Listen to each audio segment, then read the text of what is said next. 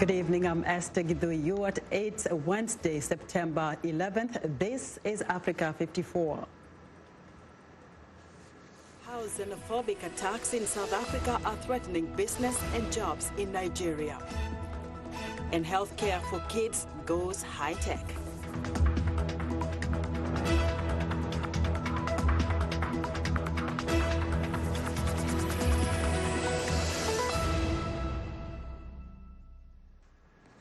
The recent surge of deadly xenophobic attacks in South Africa is triggering concern in several African countries. In Nigeria, the deaths have sparked reprisal attacks and calls for an end to the operation of South African businesses in the country. But as Timothy Obiezu reports from Abuja, tens of thousands of Nigerian jobs could be at stake. It's not business as usual for Moses Ijuagba, days after reprisal attacks on South African-owned businesses in the Nigerian capital.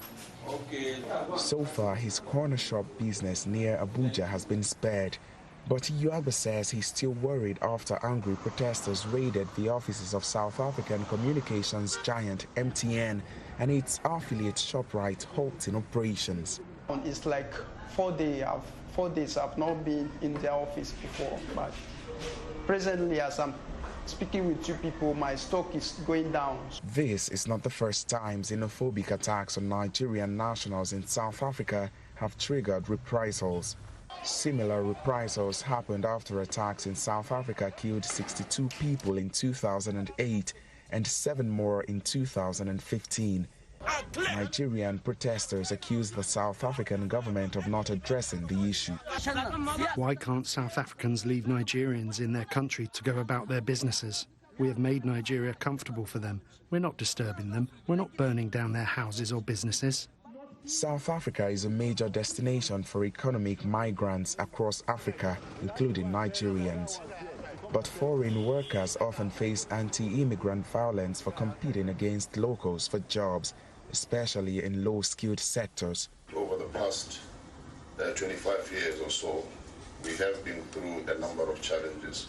And what has always come to our rescue is this strong bond of friendship and kinship between the 2 governments of South Africa and Nigeria. So our government condemns by all means acts of violence against any individual. Meanwhile, South Africa's huge investments provide employment and livelihoods for several thousand Nigerians like Ijuagba. Nigerian officials say they are addressing the issue with their South African counterparts.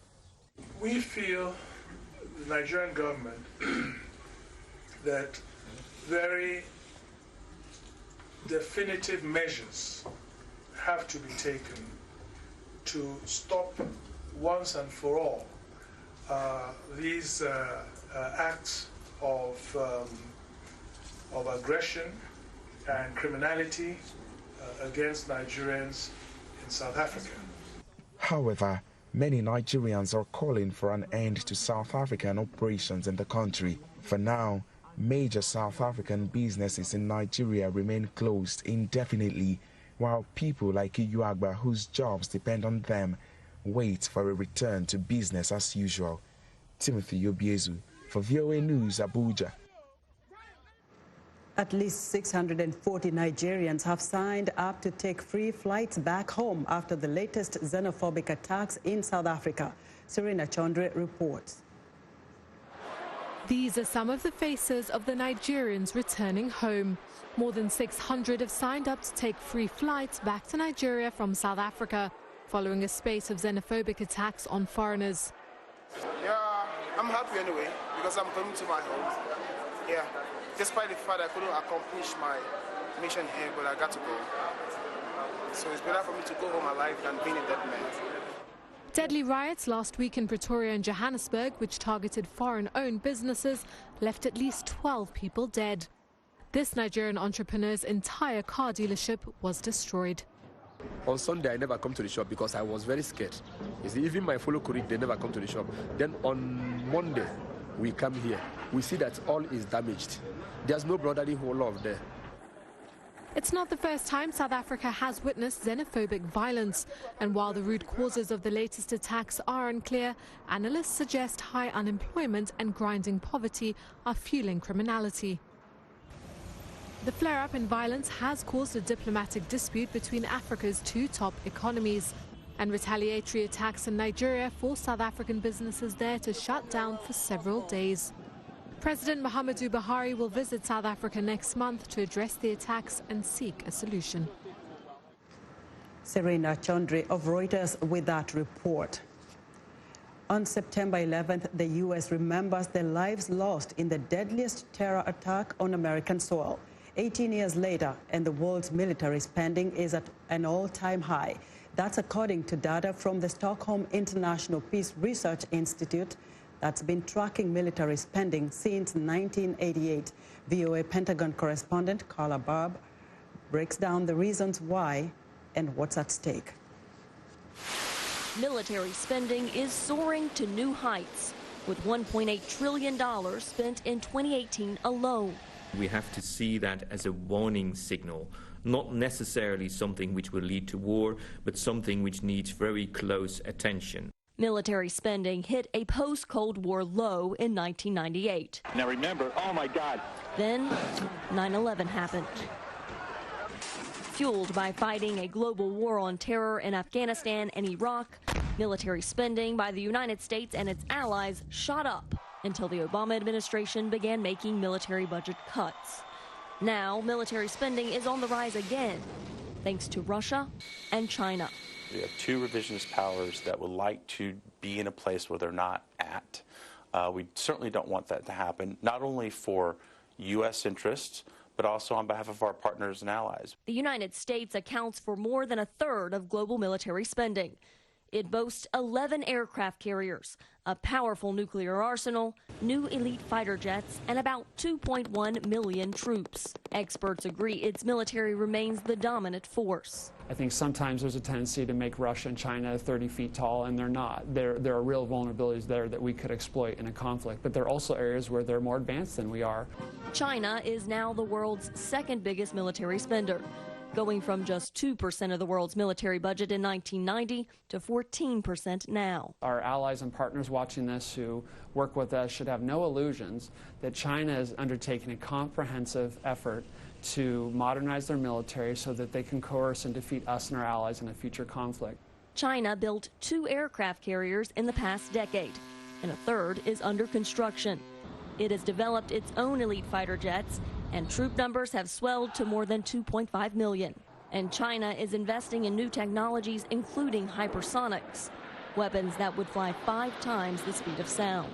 That will be perceived as a threat by its neighbors, and those neighbors will also then react to that. For example, India upped its military spending more than $11 billion in just 3 years, now ranking 4th overall. Although Russia slipped from the top 5 spending countries in 2018, it still has NATO's attention after invading Georgia in 2008 and annexing part of Ukraine in 2014. The 29 NATO countries spent $963 billion, 53% of world military spending in 2018. And that number is likely to increase as the U.S. continues to pressure allies to spend 2% of their gross domestic product on defense. I don't think we can let countries off the hook. You can't simply substitute and say, well, my 2% is going to go toward technology, or I'm going to build infrastructure. That's, I can't deter a Russian brigade with a road. We need real capability. As nations prepare for worst-case scenarios, world powers are fully aware that any potential conflict among them would be catastrophic. Now, for more perspective on this, I'm joined live by VOA Pentagon correspondent Carla Barb. Good evening, Carla. Are U.S. experts in essence saying Russia and China are a factor in raising U.S. military spending? Well, Esther, the short answer to that question is yes. They are the focus for U.S. defense dollars at this point. Mobilizing and modernizing the U.S. force is the priority. We're still in Afghanistan, though. We are just moments away from President George W. Bush, the president that sent troops to Afghanistan. We're moments away from him laying a wreath here at the Pentagon to remember those lost that day. We still conduct counter-terror strikes across the globe in Somalia, in Afghanistan, and other areas as well. But the focus for our troops right now is trying to get modernized and try to build up the defenses against any near-peer competitors. Now, what are they saying about the spike in the rise of U.S. military, of Russia and China's spending and other countries as well? Because we've seen that also in the past couple of years. Absolutely. So what they're saying is the Chinese rise has been a gradual but steady one. They've been modernizing their forces. They've been investing a lot in cyber. They've also been reaching out. As you've noticed, the Chinese now have their first base outside of China in Africa, in Djibouti. That was just opened. They're also trying to reach out to invest in communications technologies. And the United States warns that anything that China uses for their communications technologies, their state government and their military can listen in on the conversations going on. So that is a big conflict between the United States and China. Russia has been modernizing as well. They're focusing on hypersonics. They're focusing on cyber. We've heard a lot about election meddling in the West. That is a big focus for Russia. And they've also been working on intermediate range missiles. The United States recently pulled out of a deal with Russia because they said Russia's not complying with the treaty. The United States shouldn't either.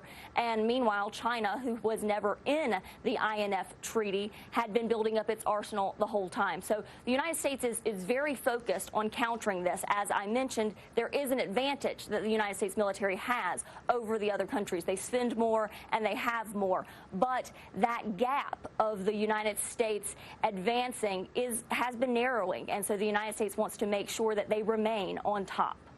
Carla, thank you so much for your great reporting as usual. Carla Babb is VOA Pentagon correspondent. Now, the body of former Zimbabwean President Robert Mugabe arrived at the country's main airport on Wednesday, but his final resting place remained a source of mystery amid a dispute between some family members and the government. A military guard of honor stood at attention as the casket was removed from the aircraft, draped in the national flag and accompanied by security chiefs. The late president's nephew and family spokesman, Leo Mugabe, said Mugabe's wife, Grace, and Zimbabwean Vice President, Kembo Mohadi, were among those accompanying the body on the plane. Mugabe, one of the last big men of African politics, who ruled the Southern African nation for 37 years until he was ousted by his own army in November 2017, died in Singapore hospital 5 days ago. Now, a new report by the independent media watchdog, the Committee to Protect Journalists, lists Eritrea as one of the top 10 countries where governments use digital censorship and surveillance to stifle information and independent media. VOA's Salem Solomon spoke to Courtney Raj, the advocacy director at CPJ. So Eritrea is really close to an information black hole. There's virtually no independent journalism there. The government uses a combination of repressive tactics, physical and digital repression and censorship to restrict basically any sort of independent information from getting in or out of the country. It restricts the movement of any journalists, and the only real ability to cover the country is by exiled media.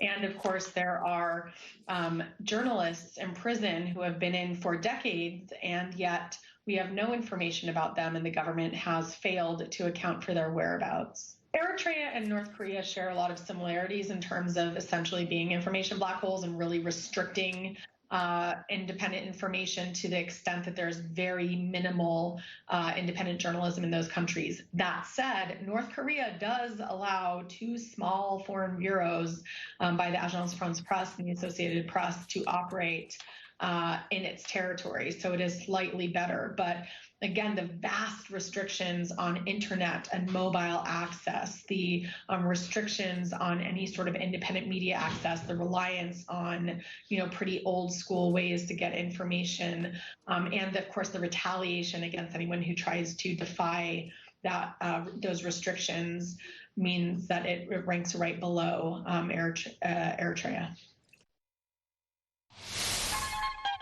The lyrics could be French, English, Portuguese, Bantu, Arabic. It is the beat. The African beat that counts. The beat does all the translations. It cuts across all languages and gives us the understanding that this is the African beat.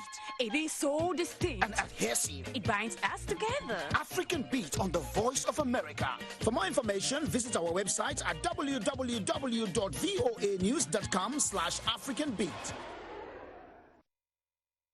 I am Sheka Sali, host and senior editor of VOA's international call-in talk show, Straight Talk Africa. Today we'll examine the tobacco industry. We pretty much touch on anything that you can think of. Politics, health issues, human rights issues, you name it, we talk about it. The issues that we discuss are pertinent to most people on the African continent. A very, very rare and unique opportunity to interact with their leaders.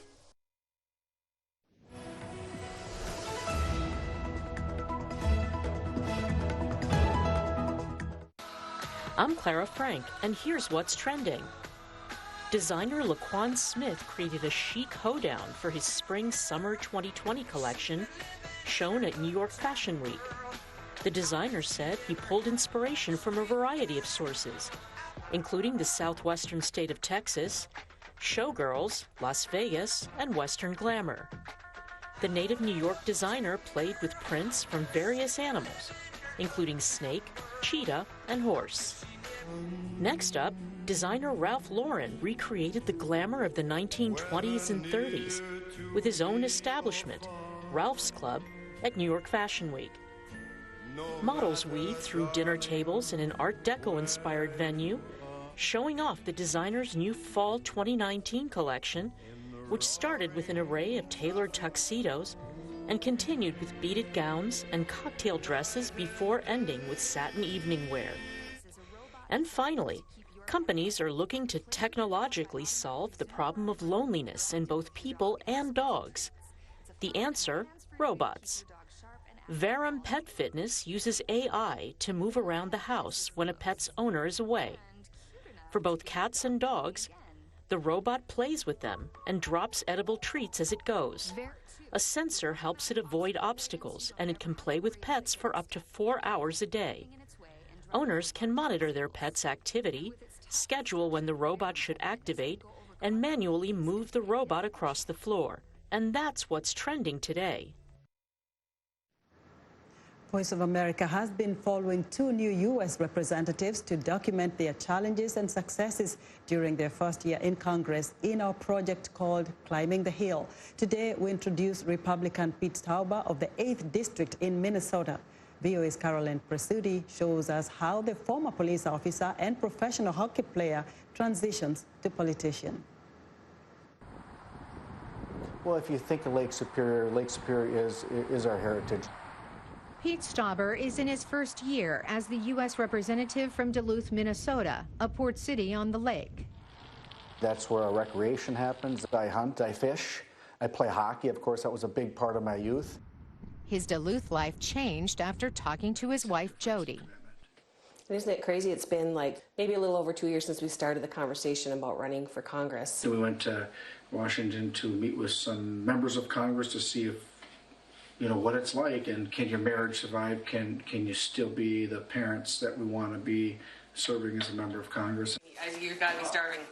Jody Stauber was the first female command chief of Minnesota's 148th Fighter Wing before she retired.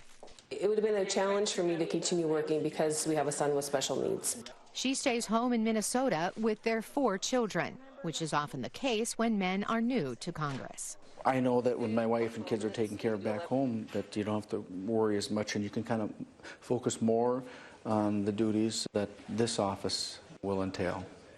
In Superior National Forest. You know what that is, right? During Stauber's campaign, a visit from President Donald Trump helped him flip the reliably Democratic district to Republican.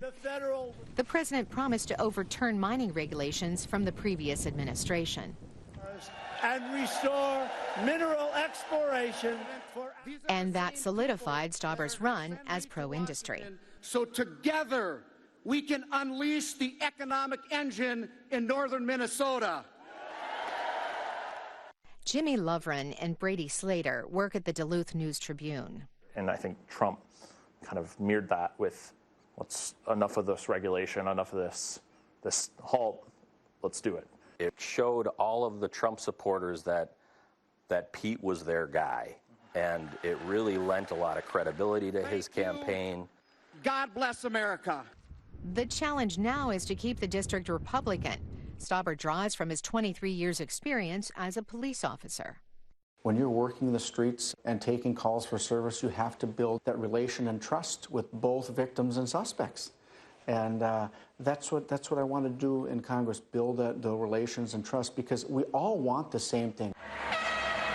In Washington, Stauber still finds something to remind him of home and of his years with the Detroit Red Wings.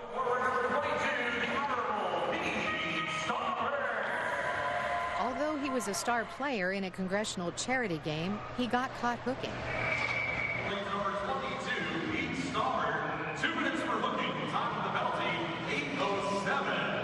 I got a penalty. It was a good penalty. That's it. Oh, they scored. 4-3. Despite the penalty, the referees say it was a good showing for the guy who played hockey for the first 30 years of his life. And the congressman says it's those years that give him an edge at the Capitol. Teamwork, hard work, discipline, effort. Your off-ice conduct was just as important as your on-ice conduct. Up next, how Stauber and his Washington team fight to get his first bill passed in Congress. Carolyn Presutti, VOA News. And tomorrow we'll join Caroline again as she tells us about the splitting time between two cities for work and home, which is very daunting. Add to 24/7 for thousands of bosses.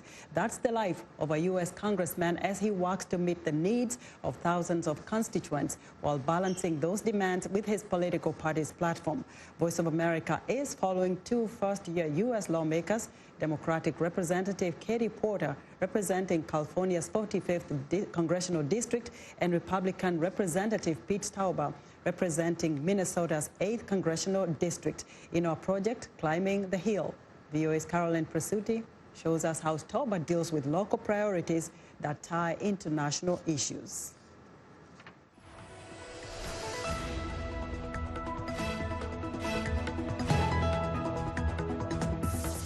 It's time for our tech segment, and joining us now is technology reporter Paul Ndeho. Paul. Thank you, Esther. This is a fascinating story about a Ugandan-American technopreneur, Emmanuel Opati. Who quit his job, a good-paying job at Johns Hopkins University, to launch Expert Care, a telemedicine company based in Baltimore, Maryland. Welcome back to the Voice of America, Emmanuel. Thank you. Glad to be back. Well, it's interesting. The last time you were here, you were an intern, and now you come back wearing a different hat as a CEO. That's correct. I was here as an intern doing what the interns do at Voice of America, so thank you for having me back. Okay, great. Tell us a little bit about Expert Care. What is it that you guys do? Expert Care is a telemedicine company that was founded by two doctors and myself, Dr. Gary Choi, who was a radiologist at Mass General, and Dr. Susan Huang, who was also a dermatologist at Harvard Medical School, and myself. So it is a platform that provides consultations to pediatric patients remotely. So tell me more about providing that e-solutions remotely. What is that all about? So what we do is simple. We built a network of pediatric subspecialists, these really highly trained, highly experienced people who most of them are typically at academic medical centers, and most of the country doesn't have access to them. So using our platform, you can have access to these highly trained people without necessarily having to travel all the way to Johns Hopkins or to Mass General. The first time I talked to you, told me that you had about 3. Now, from what I hear or what I've read, you say you have about over 60 people who have signed up to use your platform. Maybe explain more. That's correct. So we had to build a network of actual doctors. So we started out with 3 doctors. Today we have 62 doctors in the network. who are providing consultations. I'll give you an example. For child psychiatry, for example, in the Washington, D.C., Virginia area, it takes you about 6 months to get an appointment with a child psychiatrist. Also, to give you context, a city of Las Vegas has 2.5 million people. There is no single child psychiatrist in that city. So parents there have to travel. What we're doing is we have 3 child psychiatrists in our network, and we do consultations within 48 hours. Interesting, 48 hours. So that means that it cuts off the wait time. Correct. It cuts off the wait time because you don't have to travel and you don't have to be scheduled and you don't have to wait in the waiting room. One exciting product that we're launching next week is our direct-to-patient service, which means as a parent, if your kid is crying at 5 in the morning, and instead of you getting in your car and going to the traffic and going to the emergency room and waiting for 3 hours, using a platform, you can video chat in real time with a pediatrician. I've been there. I've been in situations whereby I take my kid to a doctor and I have to wait for several hours. But in the era of technology, a lot of tech companies are struggling. How do you keep up? Well, first you have to have the doctors because we're in the medical field. You can't do technology does not provide medication, right? So we had to build that. We've solved that problem. And then we have a secure HIPAA-compliant platform that doctors use to communicate. And then thirdly, we have to let people know about this service. Very briefly, how do you get funding? Or are you profitable yet? So we got, like every company, you have to raise money. So we raised about $125,000 to start. We're not profitable yet. We're investing that money in building the network of doctors, because you need them, improving the platform, and 3, client acquisition activities. Well, thank you so much, Emmanuel. Thank you for joining us today. Emmanuel Opata is the co-founder and CEO of Expert Care, and that's today's Tech Report. Back to you, Esther. Thank you, Paul. Thanks. Be sure to join Paul Ndiho each Wednesday for another tech segment right here on Africa 54. And that's our show for today. Be sure to watch Africa 54 on our website at voaafrica.com. From all of us here in Washington, have a great evening.